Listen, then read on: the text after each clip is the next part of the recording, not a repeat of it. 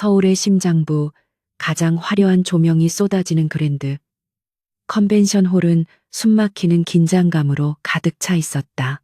대한민국 최고의 요리사를 가리는 로열 마스터 셰프 결승전의 열기는 수천 명의 관객과 수십 대의 카메라, 그리고 대한민국 요리계의 정점에 선 심사위원들의 존재감으로 최고조에 달해 있었다.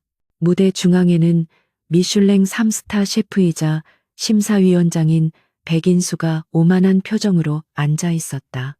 그의 날카로운 눈은 마치 완벽함 외에는 어떤 것도 용납하지 않겠다는 듯 마지막 남은 결승 진출자의 요리를 샅샅이 훑고 있었다. 그의 권위는 절대적이었고 그의 혀끝에서 나오는 평가는 한 요리사의 운명을 좌우했다. 귀빈석 가장 앞줄 그림자처럼 무심한 표정의 한 남자가 앉아 있었다. 대한민국 경제를 움직이는 아우라 그룹의 총수 강지훈이었다. 그는 이번 대회의 가장 큰 후원자였지만 그의 얼굴에서는 요리에 대한 어떤 흥미나 열정도 찾아볼 수 없었다. 그에게 이 행사는 그저 기업의 사회적 책임을 다하고 이미지를 제고하기 위한 하나의 사업일 뿐이었다. 차갑고 계산적인 그의 세계에서 감정은 불필요한 사치였고 요리의 맛 따위는 숫자로 환산될 수 없는 비효율적인 가치에 불과했다. 그의 시선은 무대를 향해 있었지만 생각은 이미 다음 분기 사업 보고서에 머물러 있었다. 바로 그때 행사장 입구에서 작은 소란이 일었다. 철통 같은 경호를 뚫고 조그마한 그림자 하나가 나타났다. 5살 남짓되어 보이는 여자아이 김아린이었다. 아이는 낡았지만 깨끗하게 세탁된 원피스를 입고 있었고 작은 손에는 귀여운 토끼 모양의 작은 가방을 꼭 쥐고 있었다. 아이는 주변의 웅성거림이나 자신을 막으려는 경호원들의 움직임에도 아랑곳하지 않고 오직 무대를 향해 망설임 없이 걸어갔다.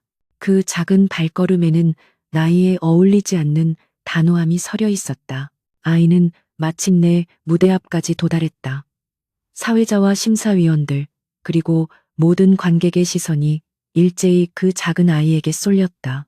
방송은 잠시 중단되었고 장내는 혼란스러운 정적으로 가득 찼다.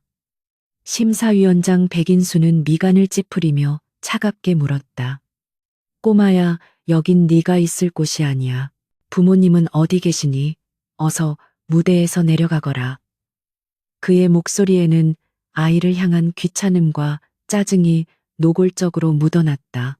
그는 이 신성한 결승전 무대가 길 잃은 아이 하나 때문에 더럽혀지는 것을 참을 수 없었다.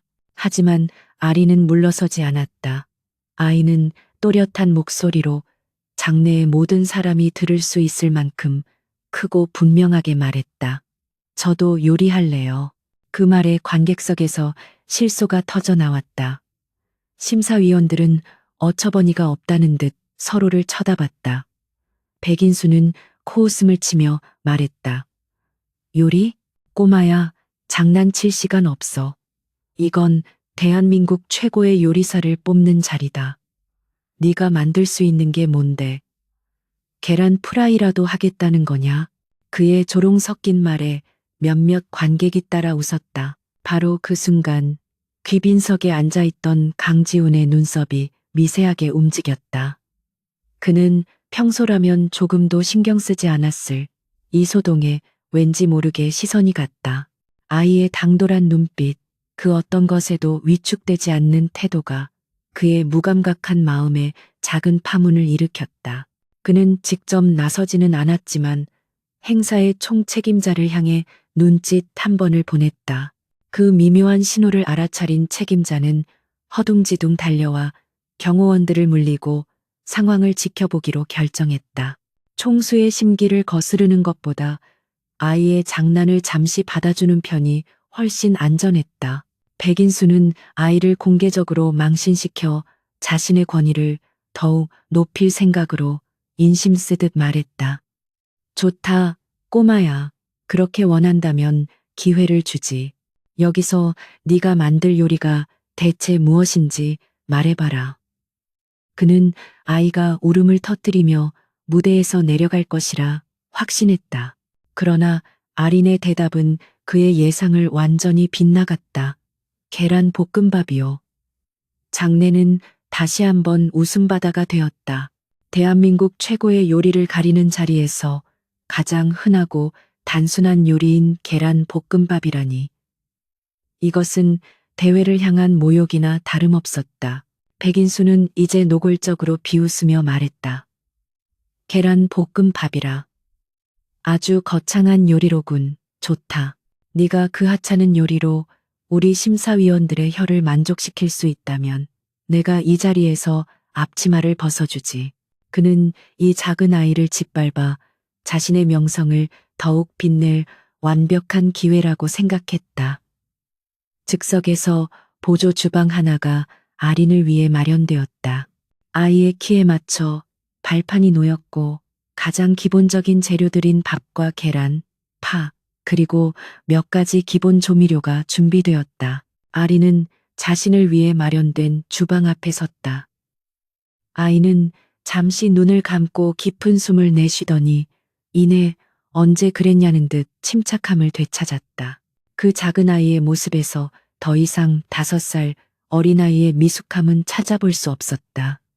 그 자리에 서 있는 것은 마치 수십 년간 주방을 지켜온 장인과 같았다. 아이는 먼저 팔을 집어들었다. 작은 손에 쥐어진 칼이 믿을 수 없는 속도와 정확성으로 움직이기 시작했다. 탕탕탕, 경쾌하고 일정한 소리와 함께 파가 눈 깜짝할 사이에 잘게 다져졌다. 너무나도 완벽한 크기였다. 그 다음은 계란이었다. 아리는 2개의 계란을 그릇 모서리에 가볍게 부딪혀 한 손으로 깨뜨렸다. 노른자와 흰자가 완벽한 형태로 그릇에 담겼고 아이는 젓가락을 이용해 부드럽게 하지만 공기가 충분히 섞이도록 계란을 풀었다. 그 움직임은 마치 잘 짜인 안무처럼 우아하고 군더더기가 없었다. 관객석의 웃음소리는 점점 잦아들었다. 사람들은 무언가 비범한 일이 벌어지고 있음을 직감하기 시작했다. 백인수의 얼굴에서도 미소가 사라지고 그의 표정은 점차 혼란과 불신으로 굳어갔다. 드디어 아린이 웍을 잡았다. 뜨겁게 달궈진 웍에 기름을 두르고 파를 넣어 향을 내기 시작했다. 치익 하는 소리와 함께 고소한 파향이 순식간에 홀 전체로 퍼져나갔다. 그 향기는 평범한 파기름의 향이 아니었다. 그것은 재료의 본질을 꿰뚫고 그 잠재력을 최대한으로 끌어낸 장인만이 낼 수 있는 깊고 풍부한 향이었다. 그리고 아이는 미리 풀어둔 계란물을 부었다. 계란이 몽글몽글하게 익어갈 최적의 타이밍에 아리는 고슬고슬하게 지어진 밥을 넣고 웍을 흔들기 시작했다. 그때부터는 경이로운 광경이 펼쳐졌다. 아린의 작은 몸이 웍과 하나가 된 듯 움직였다. 웍 안에서 밥알과 계란, 파가 마치 살아있는 것처럼 춤을 췄다. 밥알 하나하나가 황금빛 계란 옷을 입고 코팅되었고 그 과정에서 어떤 밥알도 뭉개지거나 타지 않았다. 소금과 후추로 간을 하는 손놀림은 최소한의 움직임으로 최대한의 효과를 내는 그야말로 신의 경지에 가까웠다. 백인수는 자신의 눈을 의심했다. 저 기술은 수십 년의 수련을 거친 대가들도 쉽게 흉내낼 수 없는 웍 컨트롤이었다. 저 작은 아이가 어떻게 요리는 순식간에 끝났다. 아리는 완성된 계란 볶음밥을 하얀 접시에 정갈하게 담아냈다. 그 모습은 화려하지 않았지만 완벽한 균형미를 자랑했다. 황금빛 밥알 사이사이에 보이는 초록빛 파의 조화는 마치 한 폭의 그림 같았다. 김이 모락모락 피어오르는 볶음밥에서는 믿을 수 없을 만큼 따뜻하고 포근한 향기가 났다. 그것은 단순히 맛있는 음식의 냄새가 아니었다. 그 향기는 사람들의 마음속 깊은 곳에 있는 그리움과 온기를 자극하는 감성적인 향이었다. 요리가 심사위원들 앞에 놓였다. 백인수는 잠시 망설였다. 그는 이 요리를 인정하고 싶지 않았다. 하지만 심사위원장으로서의 책임감과 요리사로서의 마지막 남은 자존심이 그에게 숟가락을 들게 했다. 그는 마지못해 볶음밥을 한 숟가락 떠서 입에 넣었다. 그리고 그 순간 그의 세상이 멈췄다. 그의 오만했던 표정이 경악으로 그리고 이내 황홀경으로 변해갔다. 밥알은 입안에서 한 알 한 알 살아 움직이는 듯한 완벽한 식감을 자랑했고 부드러운 계란은 혀를 감쌌다. 간은 짜지도 싱겁지도 않은 그야말로 완벽한 황금 비율이었다. 하지만 그를 정말로 무너뜨린 것은 맛의 기술적인 완벽함이 아니었다. 그 맛 속에는 어떤 이야기가 담겨 있었다. 따뜻한 집, 사랑하는 가족의 웃음소리, 어머니가 차려주시던 정성 가득한 저녁 식탁. 그는 까맣게 잊고 지냈던 요리사를 처음 꿈꾸게 했던 순수했던 시절의 기억과 마주했다. 눈시울이 뜨거워지는 것을 느끼며 그는 자신이 이 작은 아이에게 완벽하게 패배했음을 인정할 수밖에 없었다. 다른 심사위원들 역시 숟가락을 놓지 못하고 감동과 충격에 휩싸인 표정으로 아린을 바라볼 뿐이었다. 한 심사위원이 멍한 목소리로 중얼거렸다. 이건 완벽해. 그 말이 신님이 떠오니 짱나 는 оглушительным аплодисментами взорвался. 관객들은 모두 기립하여 그 작은 거인을 향해 아낌없는 박수와 환호를 보냈다. 카메라 플래시가 쉴 새 없이 터졌다. 하지만 아리는 그 모든 영광과 찬사를 뒤로했다. 아이는 숟가락을 내려놓고 무대 위에서 자신을 향해 쏟아지는 모든 시선을 무시했다. 아이의 눈은 오직 한 사람만을 향해 있었다. 귀빈석에 앉아있는 강지훈, 아리는 무대에서 뛰어내려왔다. 아이는 수많은 인파를 헤치고 오직 강지훈을 향해 똑바로 달려갔다. 영문을 몰라 굳어있던 강지훈은 본능적으로 자리에서 일어났다. 아이는 마침내 그의 앞에 도달했다. 그리고는 그의 다리를 와락 껴안았다. 모두가 숨을 죽이고 그 광경을 지켜봤다. 아이는 눈물이 그렁그렁한 큰 눈으로 강지훈을 올려다보며 떨리는 목소리로 하지만 장내의 모든 사람이 들을 수 있을 만큼 분명하게 외쳤다. 아빠, 그 한마디가 거대한 폭탄처럼 그랜드 컨벤션 홀에 떨어졌다. 아빠라는 단어가 만들어낸 충격파는 그랜드 컨벤션 홀의 모든 소음을 집어삼켰다. 찰나의 정적이 흐른 뒤 세상의 모든 카메라 플래시가 한꺼번에 터지는 듯한 광란이 시작되었다. 기자들은 이성을 잃고 무대 아래로 몰려들었고 수십 개의 마이크가 마치 창처럼 강지훈과 그의 다리에 매달린 작은 아이 김아린을 향해 뻗어왔다. 철옹성 같던 경호 라인은 순식간에 무너졌고 논리와 통제력으로 세워진 강지훈의 세계는 대혼란에 빠졌다. 이것은 단순한 해프닝이 아니었다. 그의 인생을 통째로 뒤흔들 거대한 스캔들의 서막이었다. 그의 머릿속은 차갑게 분노하며 수천 개의 시나리오를 계산하기 시작했다. 이것은 함정인가? 경쟁사가 심어놓은 계략인가? 아니면 돈을 노린 추악한 사기극의 일부인가? 결혼은커녕 아이를 가질 만한 깊은 관계를 맺어본 적도 없는 그에게 아빠라는 호칭은 터무니없는 모순이었다. 논리적으로 불가능한 일이었다.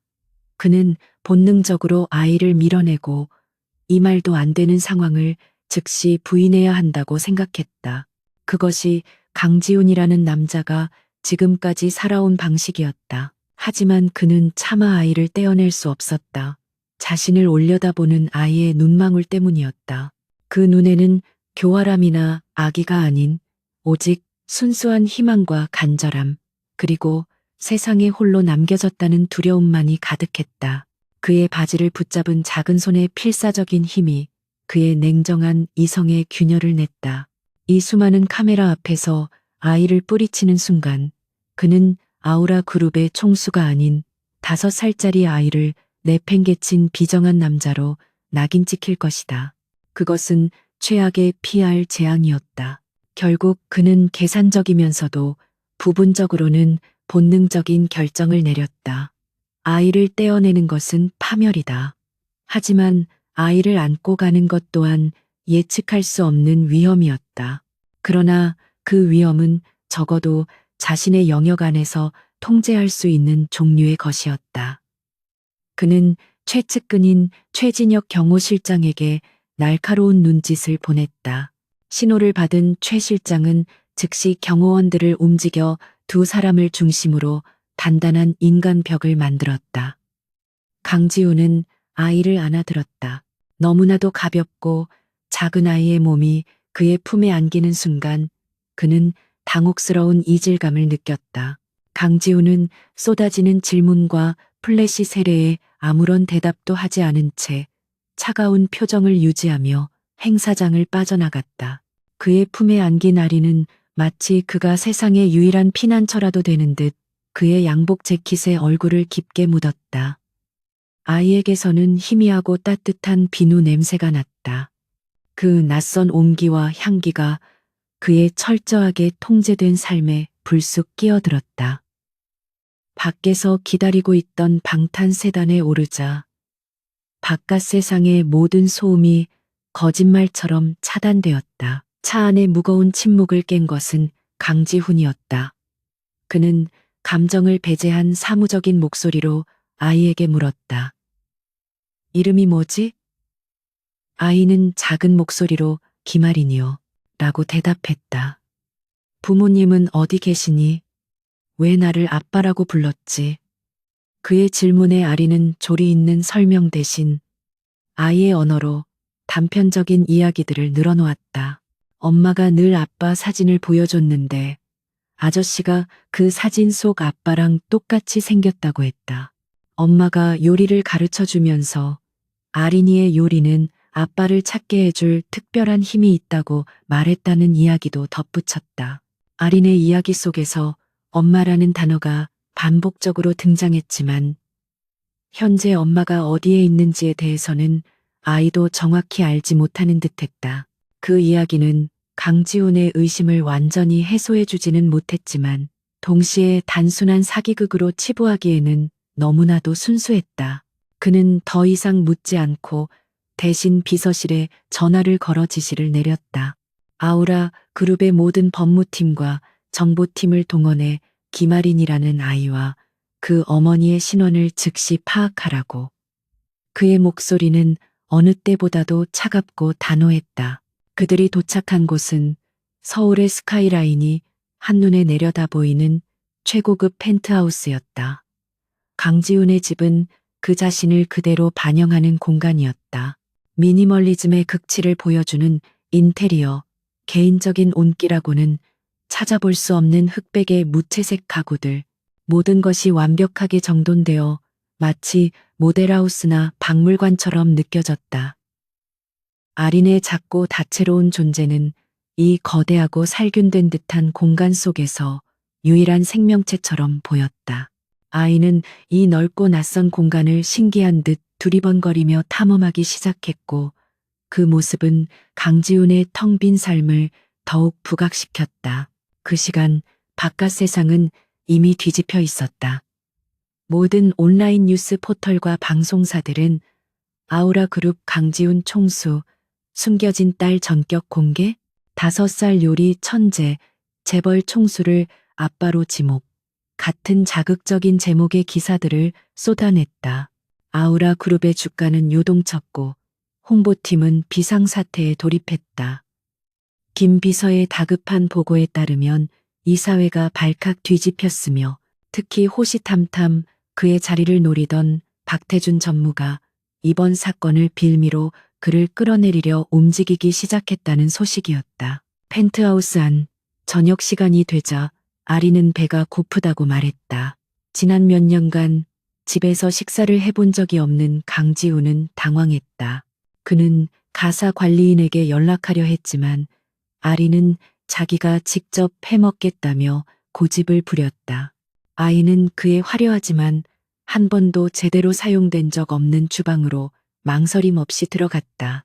그리고 냉장고에 있는 몇 안 되는 재료인 계란과 파를 꺼내 간단한 계란말이를 만들기 시작했다. 작은 손으로 능숙하게 계란을 풀고 프라이팬을 다루는 모습은 여전히 비현실적이었다. 요리를 하면서 아리는 작은 입으로 콧노래를 흥얼거렸다. 고소한 계란 냄새와 아이의 순수한 콧노래 소리가 적막한 펜트하우스를 채웠다.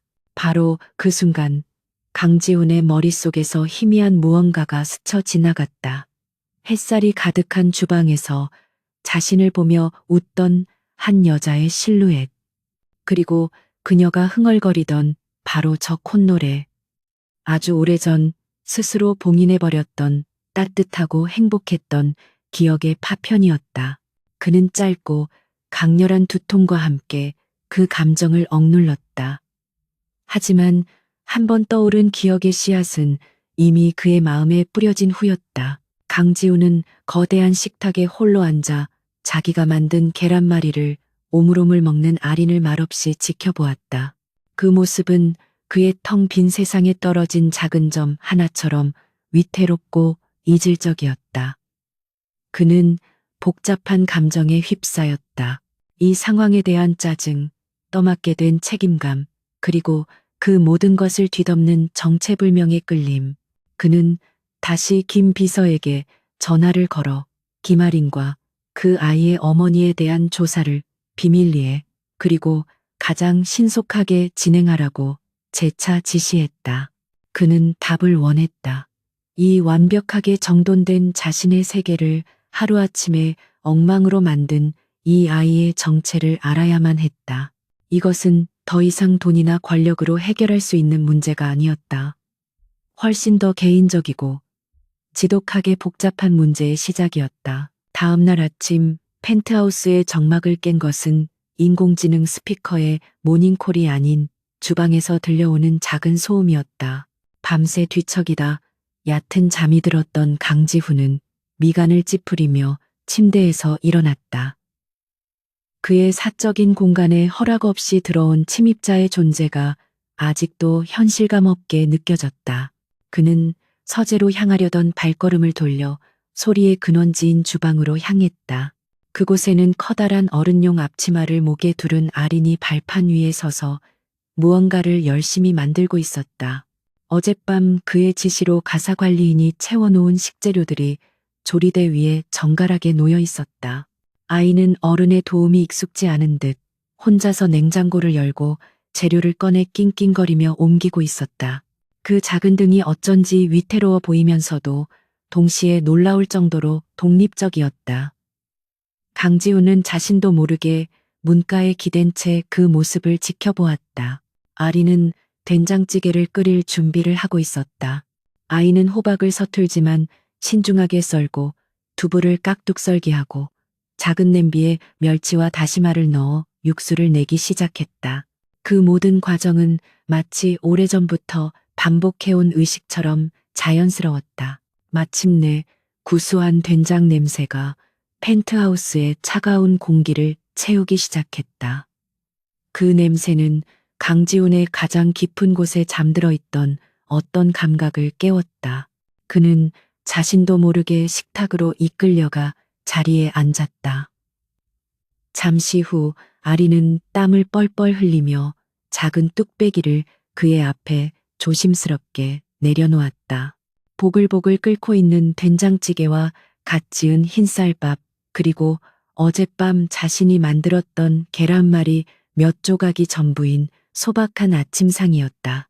지훈은 수년 만에 처음으로 집에서 누군가가 차려준 식사를 마주했다. 그는 무심한 표정으로 숟가락을 들어 찌개를 한 입 떠먹었다.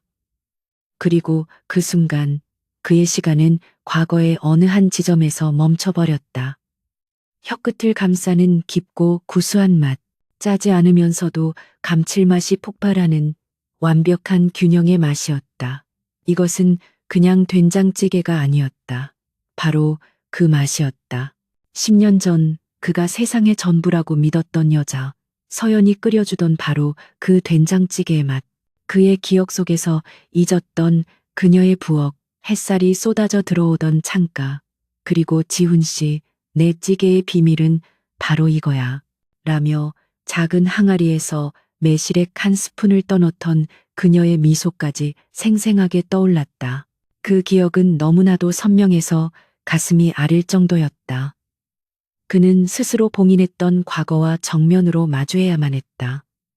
어떻게 이 아이가 서연의 맛을 똑같이 재현할 수 있는가?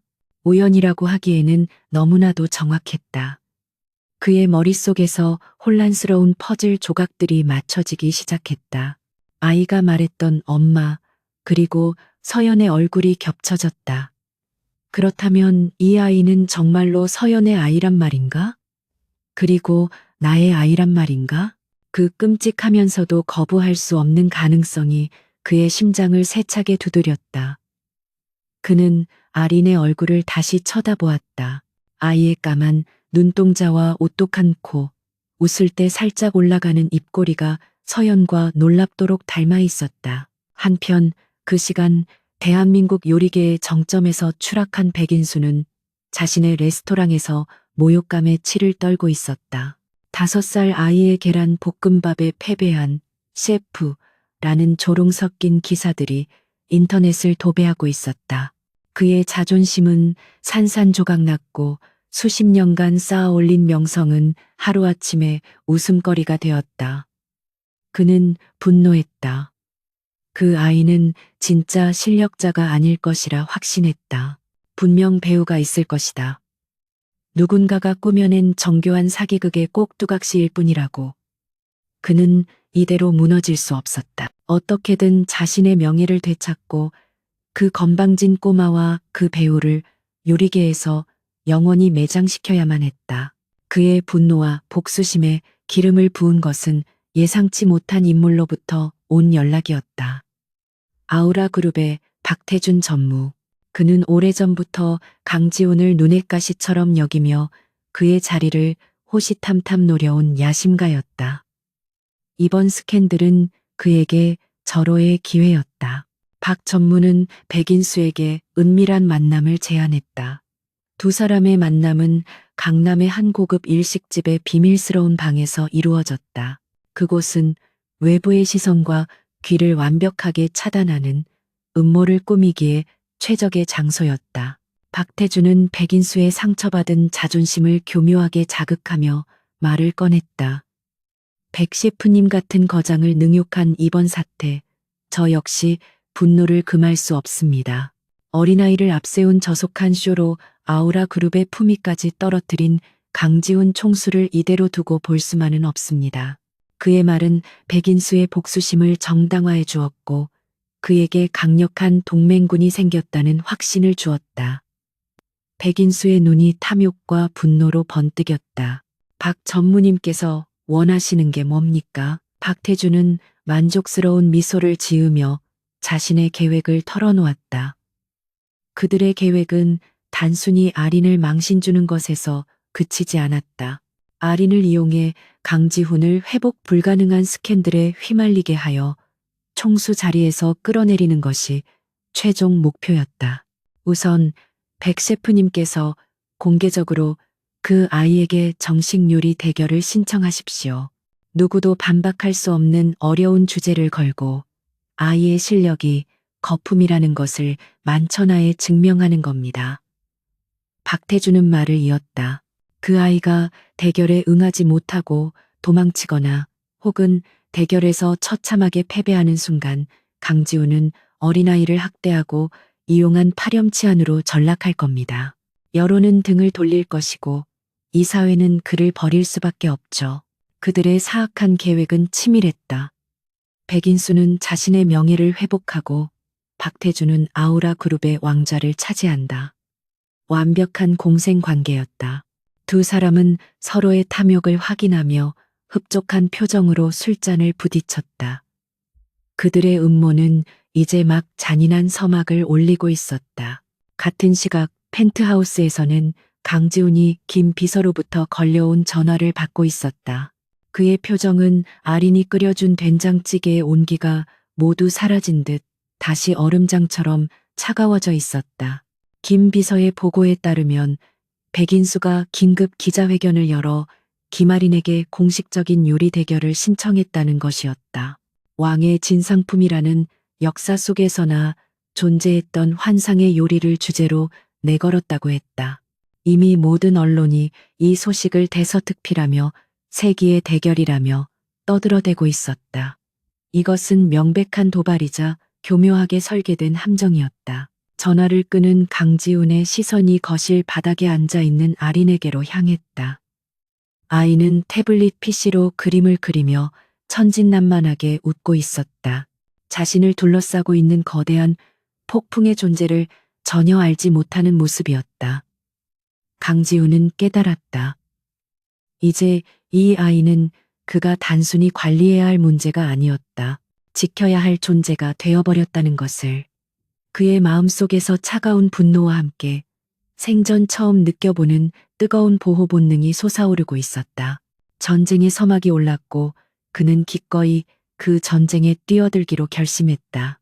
백인수의 오만한 도전장이 세상에 던져진 후 강지훈은 아우라 그룹의 심장부인 자신의 집무실에서 핵심 참모들을 소집했다. 그의 앞에는 법무팀장과 홍보전략실장, 그리고 그림자처럼 그를 보좌하는 김 비서가 굳은 표정으로 서 있었다. 법무팀장은 리스크가 너무 크다며 아이를 보호한다는 명분으로 대결을 거절하는 것이 가장 안전한 방법이라고 조언했다. 여론의 동정심을 유발하고 백인수를 비열한 인물로 몰아갈 수 있다는 계산이었다. 그것은 합리적이고 이성적인 판단이었다. 하지만 지금의 강지훈은 단순히 이성만으로 움직이지 않았다. 그의 마음속에는 아린이라는 새로운 변수가 자리 잡고 있었다. 그는 단호하게 말했다. 거절은 곧 패배의 인정이다. 우리가 물러서는 순간 저들은 아린이가 사기꾼이라는 자신들의 주장이 사실로 증명되었다고 떠들어댈 것이다. 그것은 아이에게 평생 지울 수 없는 상처를 남기게 돼. 그의 목소리에는 총수로서의 냉철함과 더불어 아버지로서의 비장함이 섞여 있었다. 그는 정면 돌파를 선택했다.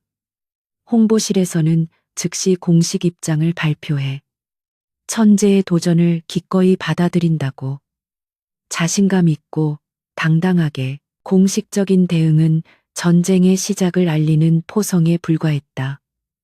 진짜 전쟁은 물밑에서 아무도 모르게 시작되어야 했다.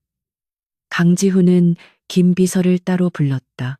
지금부터 자네에게 극비 임무를 맡기겠네. 아우라 그룹의 자원이 아닌 내 개인적인 역량을 총동원해서 김아린이라는 아이와 그 아이의 어머니를 찾아. 단서는 이것뿐이야. 아이의 어머니는 서연이라는 이름의 요리사였고 내가 기억하는 특별한 맛을 낼 줄 알았지.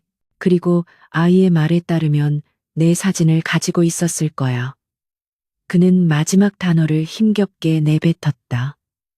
그것은 그의 봉인된 과거를 자신의 입으로 인정하는 첫 번째 행위였다. 김 비서는 강지훈의 가장 유능한 수족이었다. 그는 즉시 국내 최고의 사설 조사팀을 비밀리에 고용하고 데이터 분석 전문가들을 투입했다. 그들은 서연이라는 이름과 김아린이라는 출생 기록을 교차 분석하기 시작했다. 하지만 서울의 공식적인 데이터베이스 어디에도 두 사람의 흔적은 존재하지 않았다. 마치 유령처럼 그들은 대한민국의 전산망에서 완벽하게 사라진 존재들이었다. 서연이라는 여자는 의도적으로 자신의 흔적을 지우고 잠적했던 것이다. 조사가 난관에 부딪혔을 때 돌파구는 예상치 못한 곳에서 열렸다. 한 젊은 조사원이 공식 기록 대신 10년 전 요리 관련 블로그와 동호회 게시판 같은 낡은 디지털 기록들을 파고들었다. 그리고 마침내 결정적인 단서를 찾아냈다. 강원도의 한적한 해안가 마을에 이름 없는 식당을 운영하던 숨은 고수에 대한 몇몇 미식가들의 글이었다. 그들이 묘사하는 요리, 철학 평범한 재료로 경이로운 맛을 창조하는 방식은 강지훈이 기억하는 서연의 그것과 정확하게 일치했다. 강지우는 보고를 받자마자 직접 그곳으로 가기로 결정했다. 이것은 다른 누구에게도 맡길 수 없는 오롯이 자신만의 순례길이었다. 그는 믿을 만한 가사 관리인과 경호팀에게 알인을 맡기고 비공식적인 일정으로 서울을 떠났다. 차가운 마천루의 도시를 벗어나 거칠고 푸른 동해로 향하는 길 위에서 그의 마음은 복잡한 상념에 잠겼다. 필사적으로 도망쳤던 과거의 기억 속으로 이제는 스스로 걸어 들어가야만 했다. 그곳에 모든 답이 있을 것이라는 예감이 그의 가슴을 무겁게 짓눌렀다. 몇 시간을 달려 도착한 해안가 마을은 시간이 멈춘 듯 고요했다. 그는 낡은 블로그의 약도를 따라 골목길을 헤맸고 마침내 작은 언덕 위에 자리한 낡은 식당을 발견했다. 바닷바람에 사가버린 낡은 나무 간판, 소금기로 뿌옇게 변한 창문, 무성하게 자란 잡초들. 그곳은 모든 것이 과거의 한순간에 박제된 채 버려져 있었다. 그는 조심스럽게 잠기지 않은 뒷문을 열고 안으로 들어갔다.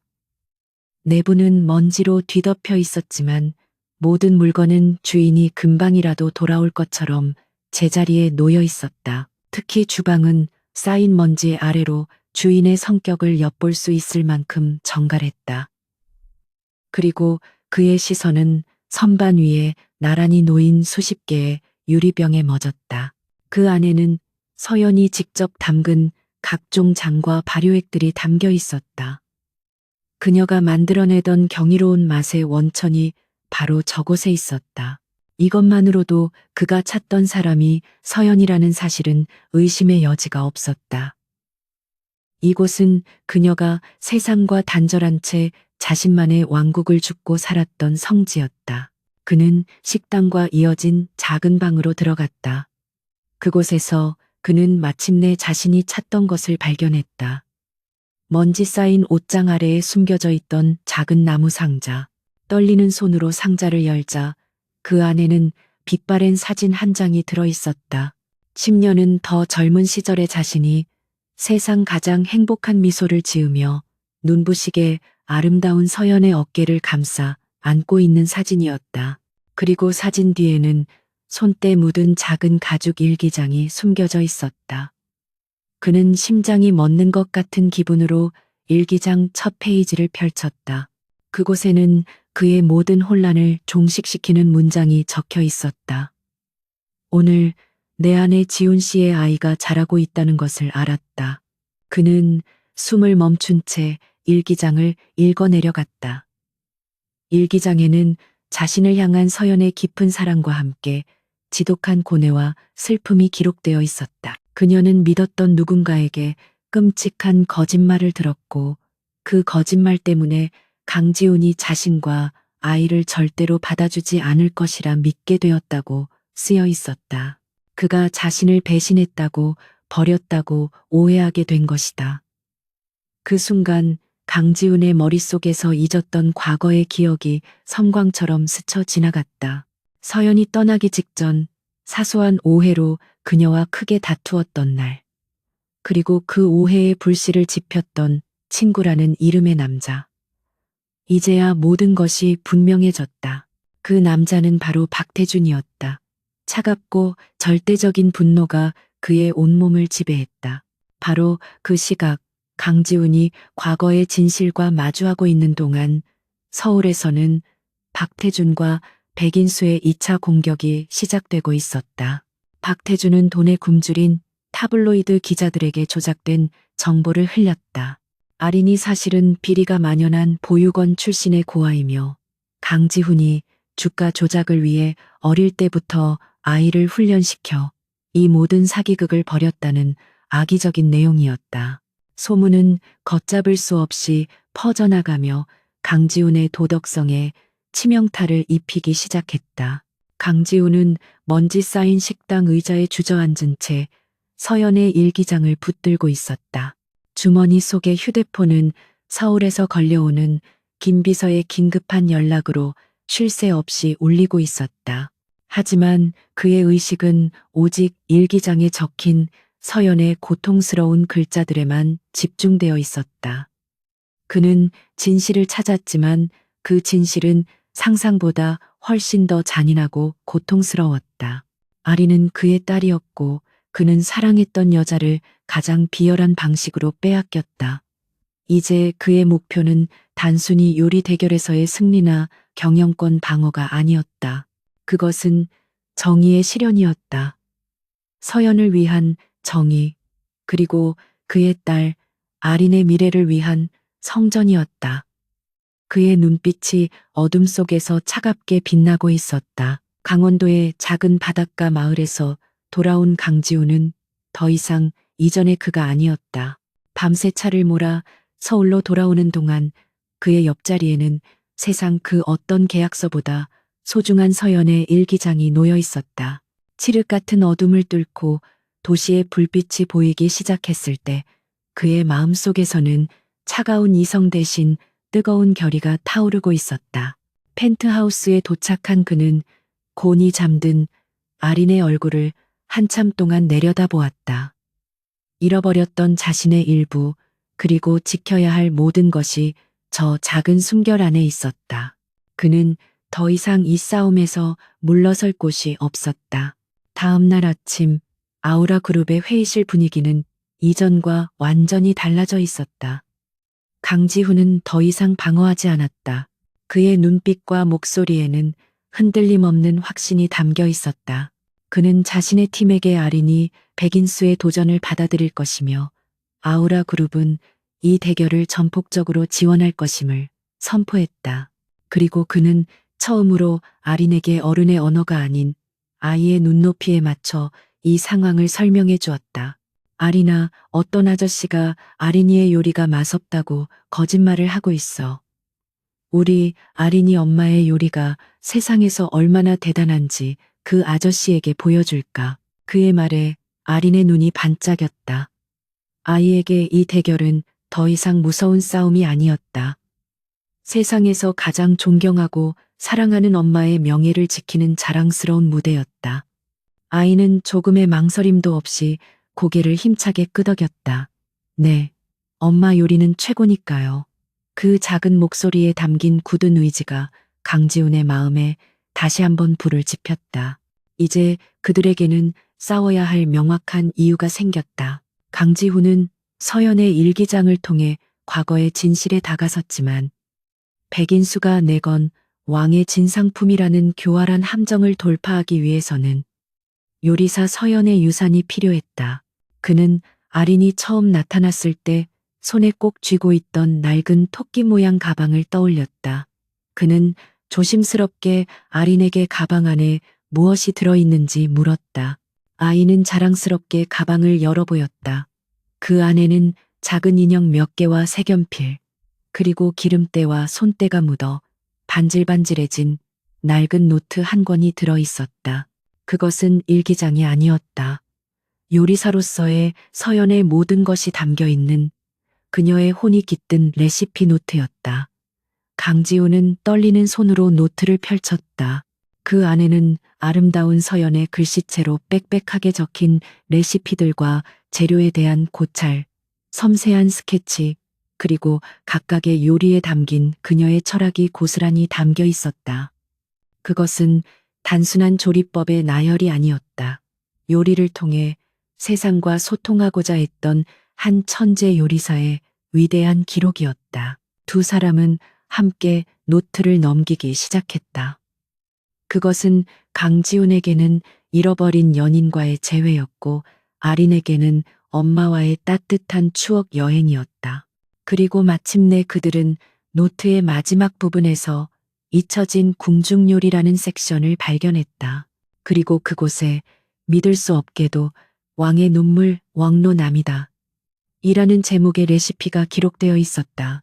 백인수가 아린을 좌절시키기 위해 내놓은 세상에서 사라졌다고 알려진 바로 그 환상의 요리였다. 하지만 그들을 더욱 놀라게 한 것은 레시피의 서문이었다. 그곳에는 마치 강지훈이 언젠가 이 노트를 읽을 것이라고 예견이라도 한 듯 그에게 보내는 서연의 메시지가 적혀 있었다. 지훈 씨, 만약 언젠가 당신이 이 요리를 맛보게 된다면 기억해줘요. 이 요리의 비밀 재료는 희귀한 버섯이나 값비싼 향신료가 아니에요. 그것은 왕의 고독을 이해하는 마음이에요. 절대적인 권력의 맛과 사무치는 외로움의 맛이 공존하는 요리죠. 사랑과 상실을 모두 겪어본 사람만이 이 요리의 진짜 맛을 낼 수 있어요. 강지우는 숨을 쉴 수 없었다.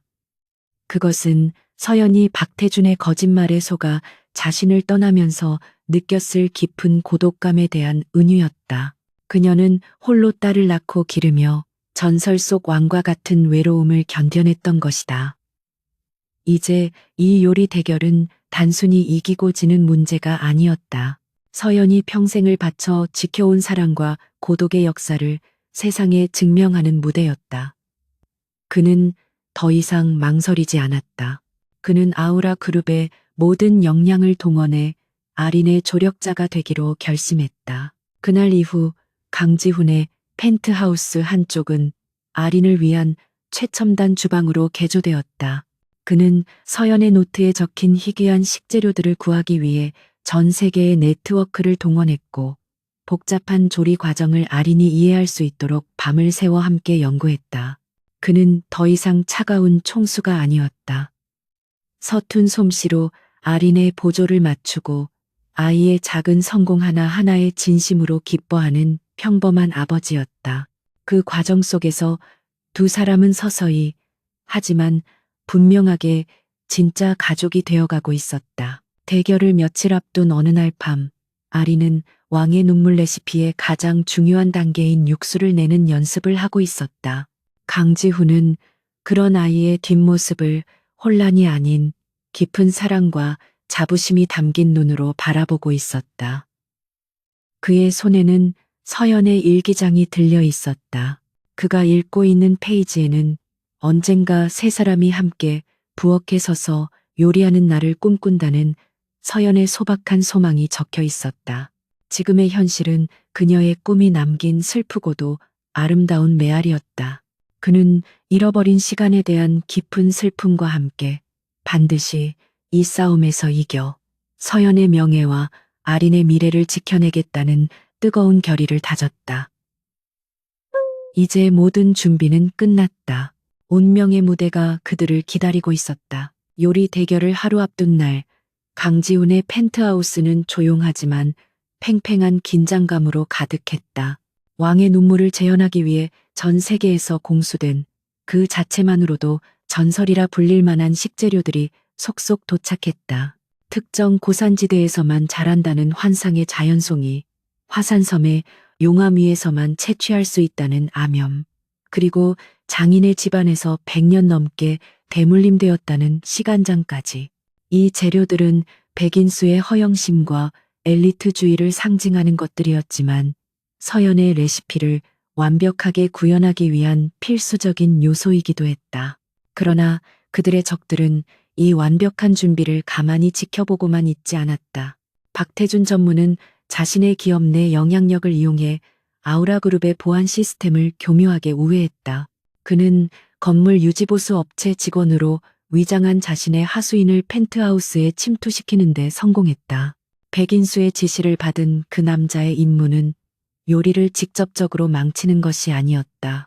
흔적이 남지 않게, 하지만 요리사의 미각과 후각을 완벽하게 교란시켜 요리 자체를 실패하게 만드는 훨씬 더 교활하고 악랄한 방식의 방해 공작이었다.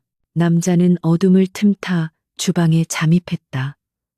그는 100년 묵은 시간장을 화학 첨가물이 가득한 값싼 양조간장으로 바꿔치기 했다. 화산 암염에는 혀를 마비시키는 미량의 염화 마그네슘을 섞었고 최고급 자연송이는 모양은 비슷하지만 미세한 독성을 지닌 값싼 독버섯과 교체했다. 그의 작업은 수술처럼 정교하고 신속했다. 육안으로는 그 어떤 차이점도 발견할 수 없는 완벽한 함정이었다. 이 재료들로 요리를 만드는 순간 아린의 왕의 눈물은 왕의 눈물이 아닌 재앙의 맛을 내게 될 터였다. 결전의 날 아침, 아린은 최종적으로 재료를 점검하기 위해 주방에 섰다. 아이는 엄마의 가르침에 따라 요리를 시작하기 전 항상 모든 재료의 상태를 직접 맛보고 향을 맡는 습관이 있었다. 바로 그 순간 아이의 작은 미간이 찌푸려졌다. 먼저 자연송이를 집어 코에 가져갔지만 그윽한 흙내음 대신 역한 화학약품 냄새가 희미하게 섞여 있었다. 간장의 색은 미묘하게 탁했고 화산 암염 한 톨을 혀끝에 대본 아이는 얼굴을 찡그리며 바로 뱉어냈다. 쓴맛이 났다. 이것은 엄마가 알려준 재료의 맛이 아니었다. 아이는 패닉에 빠지는 대신 놀라울 정도로 침착해졌다. 아이는 곧장 서재에 있는 강지훈에게 달려갔다. 아빠, 이상해요. 재료들이 아파요. 엄마가 가르쳐 준 맛이 아니에요. 그 말을 듣는 순간 강지훈의 눈빛이 얼음처럼 차갑게 변했다. 그는 즉시 이것이 비열한 방해 공작임을 직감했다. 그의 지시에 보안팀이 CCTV를 확인했고 몇 시간 만에 가짜 유지보수 직원의 신원과 그의 배우의 박태준 전무가 연관되어 있다는 증거를 확보했다. 모든 증거는 확보되었지만 당장 그들을 처벌할 시간은 없었다. 대결 시작까지는 불과 몇 시간밖에 남지 않았다. 핵심 재료들을 모두 잃은 상황. 그것은 사형 선고나 다름없었다. 강지훈의 참모들은 절망에 빠졌다. 이대로 기권하는 것 외에는 방법이 없다고 생각했다. 바로 그때 절망적인 침묵을 깬 것은 아린이었다. 아이는 못쓰게 된 화려한 재료들을 잠시 바라보더니 이내 고개를 돌려 가사 관리인이 사용하는 평범한 식료품 저장고로 향했다.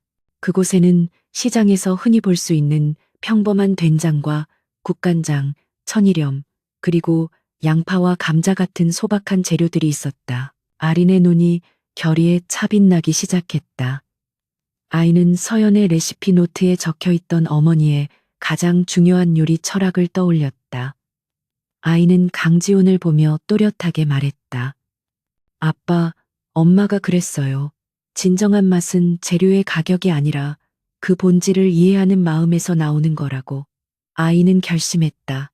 환상의 재료가 아닌 이 땅의 가장 평범하고 정직한 재료들을 사용해 왕의 눈물을 재현하겠다고. 그것은 무모한 도박이었지만 동시에 백인수의 엘리트주의를 무너뜨릴 수 있는 가장 강력한 무기였다.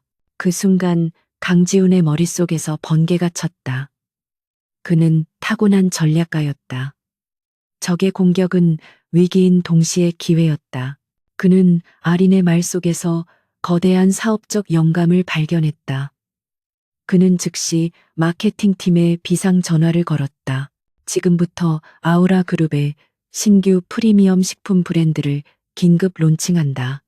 브랜드 이름은 서연의 부엌.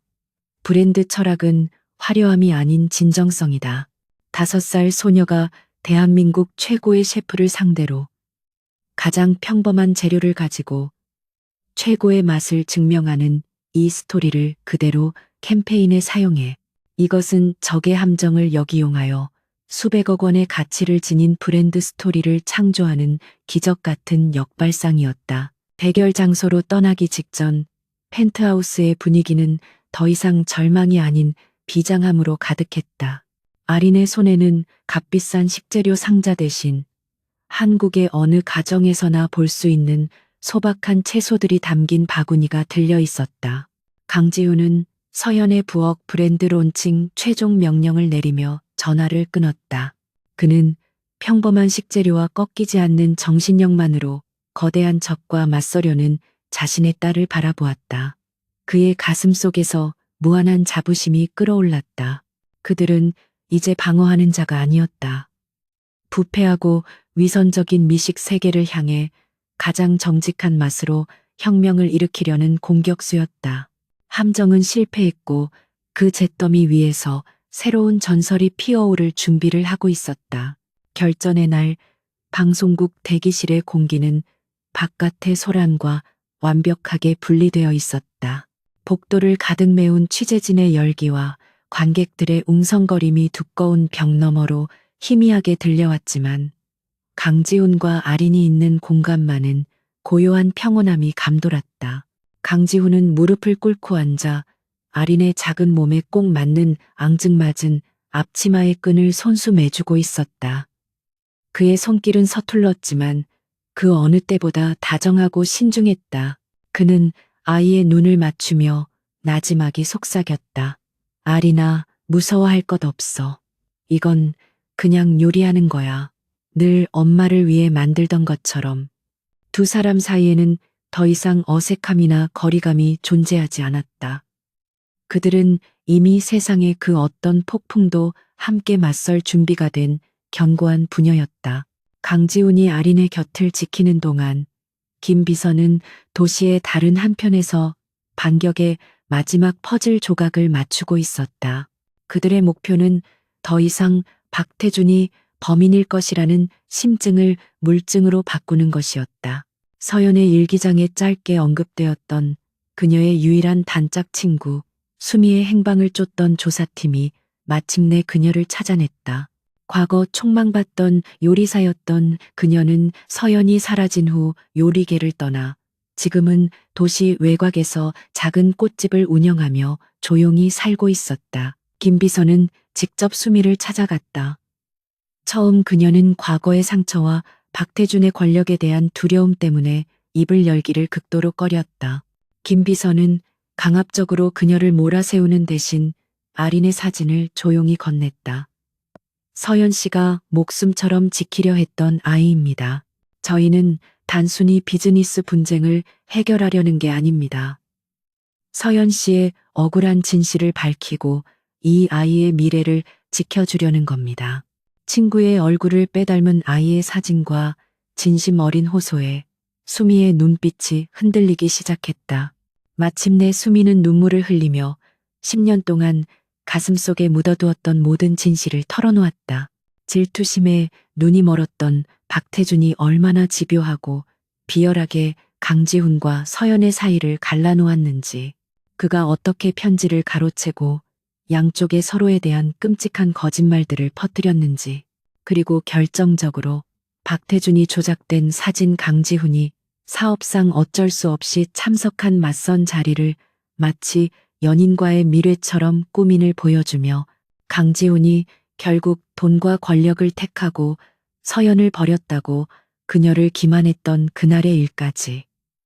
수미의 증언은 강지훈의 추측이 모두 사실이었음을 증명했다. 그리고 그녀는 결정적인 증거를 내놓았다. 당시 절망에 빠진 서연이 그녀에게 보냈던 박태준의 이름과 그의 거짓말이 언급된 문자 메시지들이었다. 그것은 빼도 박도 못할 스모킹건이었다. 김 비서는 모든 증거를 즉시 강지훈에게 전송했다. 마지막 퍼즐 조각이 맞춰지는 순간 강지훈의 반격 계획은 완벽한 그림을 완성했다. 그는 화상통화로 법무팀과 홍보팀을 소집해 군사작전을 방불케 하는 시간대별 대응 계획을 최종 지시했다. 계획은 생방송 시간 흐름에 맞춰 가장 극적인 순간에 진실을 폭로하도록 설계되었다. 1단계 요리 대결이 진행되는 동안 아우라 그룹의 마케팅팀은 서연의 부엌 공식 웹사이트와 소셜미디어 채널을 동시에 오픈한다. 처음에는 한 어머니가 남긴 진정한 유산 이야기라는 감성적인 티저 영상으로 대중의 궁금증을 자극한다. 2단계 심사위원들이 시식을 하는 동안 김 비서는 미리 접촉해둔 가장 신뢰할 수 있는 언론인 몇몇에게 식재료 방해 공작에 대한 증거를 은밀하게 흘린다. 백인수가 가장 오만한 표정을 짓고 있을 바로 그 순간 그를 향한 의심의 분위기를 조성하는 것이다. 그리고 마지막 3단계 최종 심사 결과가 발표된 직후 강지훈이 직접 무대 위로 올라가 발언권을 요청한다. 그는 전 국민이 지켜보는 생방송 카메라 앞에서 모든 것을 폭로할 것이다. 식재료 방해 공작의 CCTV 영상으로 시작해 10년 전에 벌어진 박태준의 추악한 범죄, 그리고 수미의 영상 증언과 서연의 문자 메시지까지 그는 모든 사건을 하나의 선으로 연결하여 백인수를 박태준의 꼭두각시로 박태준을 모든 비극의 근원으로 지목할 터였다. 모든 지시를 마친 강지우는 스태프가 그들을 부르러 오기 직전 다시 아린의 곁으로 돌아왔다. 그는 사자굴로 들어가는 작고 순수한 딸의 눈을 바라보며 무릎을 꿇었다. 아린아, 무대 위에서 무슨 일이 일어나든 엄마를 위해 요리하고 있다는 것만 기억해. 그리고 아빠가 바로 여기 지켜보고 있을 거야. 그의 목소리는 아이를 안심시키고 있었다. 마침내 거대한 스튜디오의 문이 열렸다. 눈을 멀게 할 듯한 조명과 경기장을 가득 채운 관중의 함성이 그들을 덮쳤다. 무대 한쪽에는 최고급 장비와 보조 요리사들에게 둘러싸인 거만한 표정의 백인수가 서 있었다. 그리고 반대편에는 아버지의 손을 꼭 잡은 5살 소녀가 소박한 채소 바구니를 든 채 당당하게 무대 위로 걸어 올라오고 있었다. 그 극명한 대조는 그 자체로 하나의 강력한 메시지였다.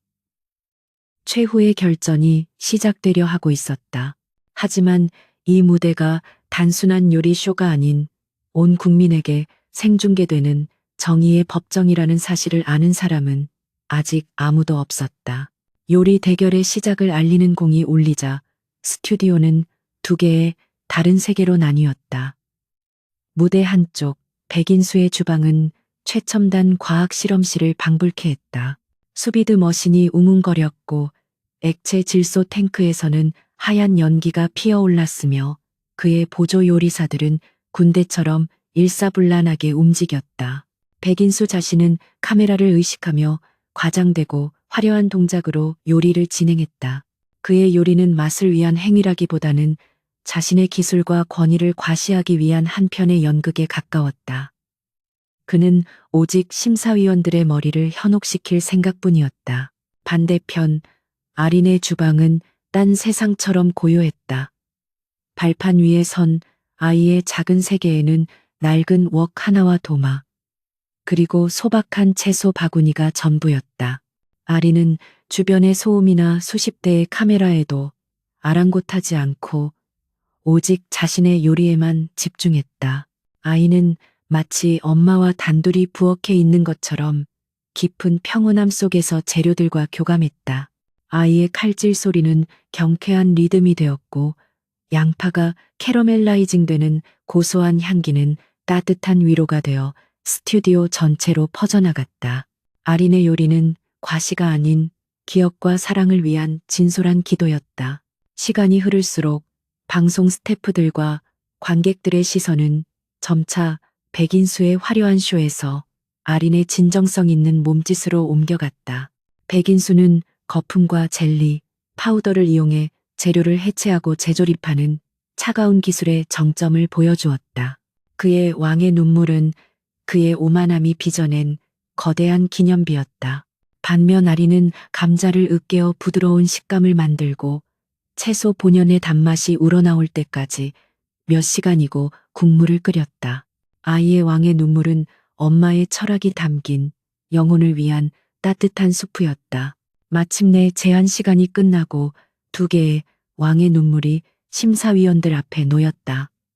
백인수의 요리는 보석처럼 화려하고 복잡한 예술 작품이었다.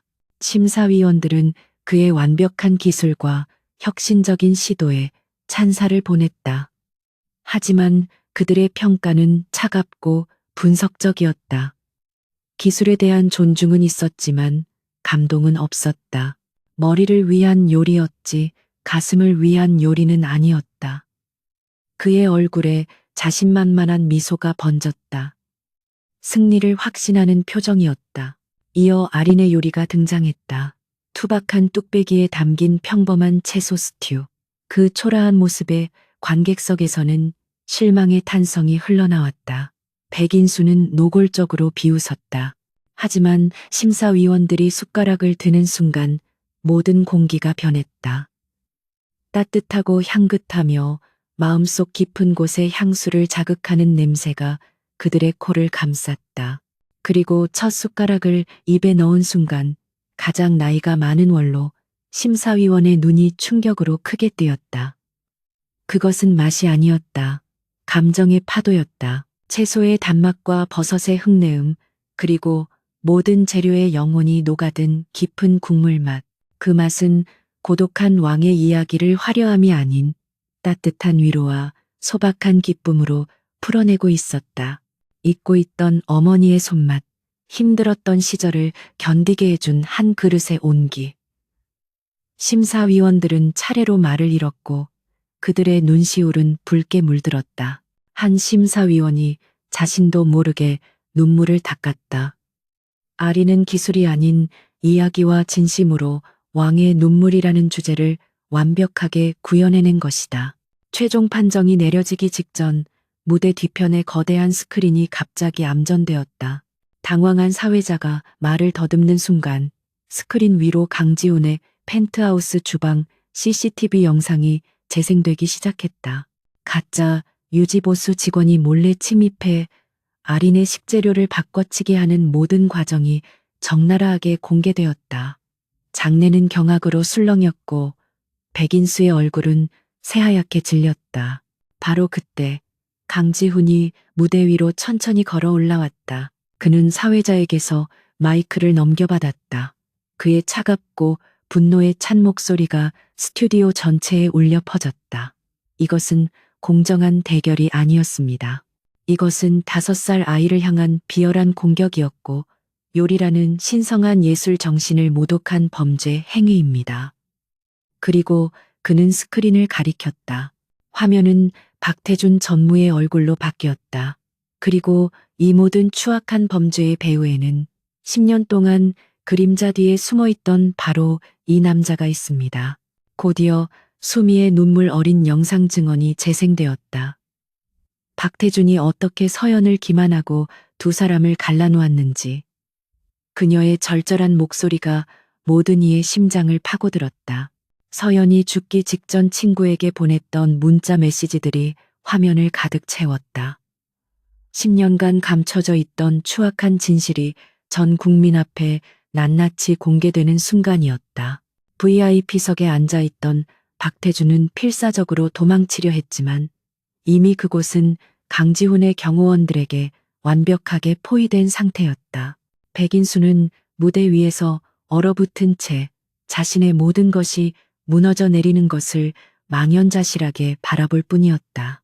이 모든 아수라장의 한가운데서 강지훈은 두 악인을 등지고 아린에게로 걸어갔다. 영문도 모른 채 눈만 동그랗게 뜨고 있는 딸의 앞에 무릎을 꿇었다. 그는 터지는 카메라 플래시와 추악한 광경으로부터 아이를 지키려는 듯 작은 몸을 자신의 품에 끌어안았다. 그는 이겼다. 서연의 복수를 했고 딸을 지켜냈다. 요리 대결의 승패는 이제 아무런 의미도 없었다. 진짜 심판은 이미 내려진 후였다. 전 국민이 지켜보는 무대 위에서 가장 차갑고 완벽한 방식으로 정의는 실현되었다. 무대 위에서 정의의 심판이 내려진 후 방송국은 그야말로 아수라장이 되었다. 강지훈의 폭로가 끝나자마자 대기하고 있던 경찰들이 VIP석으로 들이닥쳐 넋이 나간 박태준에게 수갑을 채웠다. 그의 저항은 없었다. 모든 것이 끝났음을 직감한 그의 얼굴은 공포와 절망으로 일그러져 있었다. 그가 연행되는 굴욕적인 모습은 수십 대의 카메라에 담겨 전국으로 송출되었다. 무대 위에 얼어붙어 있던 백인수 역시 요리계 협회 관계자들에 의해 둘러싸였다. 협회장은 현장에서 그의 모든 자격과 명예를 잠정 박탈한다고 발표했고 그의 몰락은 완벽하고 즉각적이었다. 강지훈은 이 모든 혼돈으로부터 아린을 보호했다. 그는 아이를 품에 안고 비밀 통로를 통해 방송국을 빠져나왔다. 집으로 돌아오는 차 안 아드레날린이 가라앉아 비로소 정적이 찾아왔다. 어른들의 복잡한 드라마를 모두 이해하지는 못했지만 그 살벌한 분위기를 온몸으로 느꼈던 아린이 불안한 목소리로 물었다. 아빠, 우리 이긴 거야? 강지훈은 딸의 머리를 부드럽게 쓰다듬으며 세상 가장 따뜻한 미소로 대답했다. 응, 우리가 이겼어. 그리고 엄마도 이겼어. 그 말에 아린의 얼굴에 비로소 안도의 미소가 번졌다. 그 후 며칠간 대한민국은 아우라 그룹 스캔들로 들끓었지만 그 양상은 박태준이 의도했던 것과는 완전히 달랐다. 강지훈은 숨지 않았다. 그는 정식으로 기자회견을 열고 모든 의혹에 대해 직접 입을 열었다. 그의 모습은 승리자의 오만한 모습이 아닌 진실을 고백하는 한 남자이자 아버지로서 진솔하고 엄숙했다. 그는 먼저 이번 사태로 대중에게 심려를 끼친 점에 대해 정중히 사과했다. 그리고 서연과의 사랑, 박태준의 비열한 계략으로 인해 어떻게 헤어지게 되었는지, 그리고 지난 5년간 딸의 존재조차 모르고 살아야 했던 자신의 비극적인 과오에 대해 담담하게 고백했다. 그는 깊은 후회와 참회의 목소리로 말했다. 저는 한 여자를 지키지 못했고 제 딸이 태어나는 순간조차 함께하지 못한 부족한 남자입니다. 잃어버린 시간을 되돌릴 수는 없겠지만 남은 평생을 제 딸 아린이에게 좋은 아버지가 되는 것으로 속죄하며 살겠습니다. 그의 진심 어린 고백은 대중의 마음을 움직였다. 그는 공식적으로 김아린이 자신의 유일한 법적 상속인 강아린임을 선포하며 언론의 아이의 사생활을 존중해 줄 것을 간곡히 부탁했다. 그리고 그는 모두를 놀라게 할 발표를 이어갔다. 서연의 부엌은 영리 목적의 브랜드가 아닌 서연의 정신을 기리기 위한 비영리 재단으로 출범할 것이라고 밝혔다. 재단의 목표는 아린이처럼 재능은 있지만 환경이 어려운 요리 영재들을 발굴하고 지원하는 것이었다. 그는 개인적인 비극을 사회적인 기여로 승화시키는 가장 완벽한 방법으로 자신의 진정성을 증명했다. 아우라 그룹의 주가는 폭등했고 그의 리더십은 그 어느 때보다 견고해졌다. 박태준이라는 악성 종양을 제거한 아우라 그룹은 더 강하고 윤리적인 기업으로 거듭났다. 모든 공적인 폭풍이 지나간 후 펜트하우스에는 부녀만의 조용한 시간이 찾아왔다. 강지훈은 서연의 식당에서 가져온 빛바랜 사진을 아린에게 보여주었다. 엄마가 보여줬던 사진이 이거 맞지? 아린은 고개를 끄덕이며 작은 손으로 사진 속 엄마의 얼굴을 어루만졌다. 아이의 큰 눈망울에 그리움의 눈물이 고였다. 강지훈은 그런 딸을 따뜻하게 안아주었다. 그는 아린이 기억하지 못하는 엄마의 모습, 그녀의 열정, 따뜻함, 그리고 천재성에 대해 이야기해 주었다. 그는 매일 밤 엄마 이야기를 하나씩 들려주겠다고, 그래서 아린이가 엄마를 절대 잊지 않게 해주겠다고 약속했다. 며칠 후 강지훈은 아린의 손을 잡고 서연이 잠들어 있는 곳을 찾았다. 화려한 묘비 대신 그녀가 사랑했던 강원도 바닷가가 내려다 보이는 작은 언덕이었다. 아린은 자신이 직접 꺾은 들고 탄 다발을 작은 비석 앞에 놓았다. 강지훈은 딸의 어깨를 감싸 안은 채 마음속으로 서연에게 말을 걸었다. 서연아, 내가 너무 늦었지. 미안해. 하지만 이제부터 내가 우리 아린이 세상에서 제일 행복하게 지켜줄게. 드라마의 막은 내렸다. 복수는 끝났고 상처는 아물기 시작했다. 이제 그들 앞에는 진짜 가족으로서의 새로운 삶이 조용히 펼쳐지고 있었다. 그로부터 1년 후 강원도의 작은 바닷가 마을, 서연이 홀로 외로움을 견뎌냈던 그 작은 언덕 위에는 따뜻한 온기가 감돌기 시작했다. 버려졌던 낡은 식당은 예전의 소박한 멋을 그대로 간직한 채 정성스럽게 복원되었다. 입구에는 서연의 부엌이라는 강지훈이 서툰 솜씨로 직접 새긴 나무 간판이 걸렸다. 이곳은 더 이상 상업적인 공간이 아니었다. 주말에만 문을 여는 예약도 받지 않는 작은 안식처였다. 사람들은 단순히 음식을 먹기 위해서가 아니라 세상을 울렸던 위대한 사랑과 기적 같은 재회의 이야기를 느끼기 위해 전국 각지에서 찾아왔다. 식당 내부는 서연의 사진과 아린의 그림, 그리고 세 가족의 행복한 모습이 담긴 사진들로 가득했다. 주방에서는 고소하고 맛있는 냄새가 끊이지 않았고 그 중심에는 더 이상 외롭지 않은 두 사람이 서 있었다. 말끔한 수트 대신 편안한 앞치마를 두른 강지우는 이제 제법 능숙하게 채소를 다듬고 있었다. 물론 6살이 된 딸의 눈에는 여전히 서툰 보조 요리사일 뿐이었지만 아빠, 양파는 그렇게 써는 거 아니랬죠. 아린의 앙증맞은 잔소리에 강지우는 알겠습니다. 셰프님, 이라며 너털웃음을 터뜨렸다. 그들의 주방에는 웃음이 끊이지 않았다. 강지우는 지난 1년간 아우라 그룹의 경영은 전문 경영인에게 상당 부분 맡기고 대부분의 시간을 아린과 함께 보냈다. 그는 요리를 배웠다. 최고의 요리사가 되기 위해서가 아니라 딸과 함께 식사를 준비하는 평범한 아버지가 되기 위해서였다.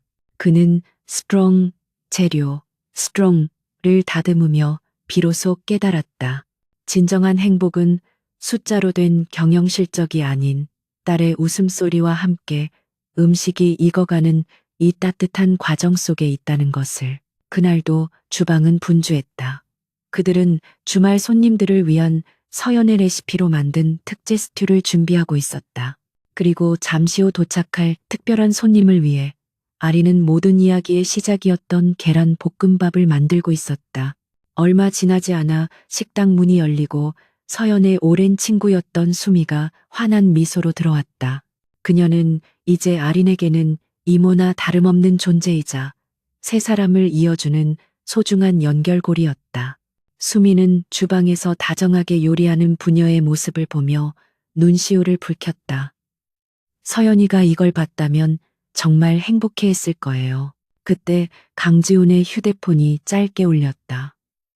아우라 그룹의 신사업이 역사적인 성공을 거두었다는 김 비서의 보고였다. 그는 간단히 몇 마디 지시를 내리고는 바로 전화를 끊었다. 그의 모든 관심은 다시 아린이 볶고 있는 웍에 쏠려 있었다. 수미가 넌지시 묻자 그는 피식 웃으며 말했다. 이 볶음밥 간 맞추는 것만큼 중요한 일은 아니에요. 그의 가치관은 완전히 변해 있었다. 그의 세상의 중심은 이제 돈이나 명예가 아닌 바로 그의 눈앞에 있는 작고 사랑스러운 딸이었다. 어느덧 분주했던 주말 영업이 끝나고 식당에는 고요함이 찾아왔다. 붉은 저녁 노을이 창문으로 쏟아져 들어와 식당 내부를 황금빛으로 물들였다. 강지훈과 아린은 작은 테이블에 마주 앉아 아린이 만든 계란 볶음밥을 나눠 먹고 있었다. 강지훈은 볶음밥을 한 숟가락 입에 넣었다. 처음 맛보았던 그날처럼 완벽한 맛. 하지만 이제 그 맛은 충격과 혼란이 아닌 따뜻한 위로와 행복의 맛이었다. 그것은 세상 그 어떤 미슐랭 요리도 흉내낼 수 없는 가족의 맛이었다. 하루 종일 분주했던 아리는 꾸벅꾸벅 졸며 아빠의 어깨에 머리를 기댔다. 아빠, 사랑해. 그 작은 속삭임에 강지우는 딸을 부드럽게 감싸 안았다. 그는 서연의 영혼이 깃든 듯한 저녁 바다를 바라보며 세상 가장 행복한 목소리로 화답했다. 아빠도 사랑해, 우리 딸. 복수와 증오의 폭풍은 지나갔다. 이제 그들의 시간은 사랑과 치유, 그리고 함께 만들어가는 따뜻한 음식의 온기로 가득 채워질 터였다.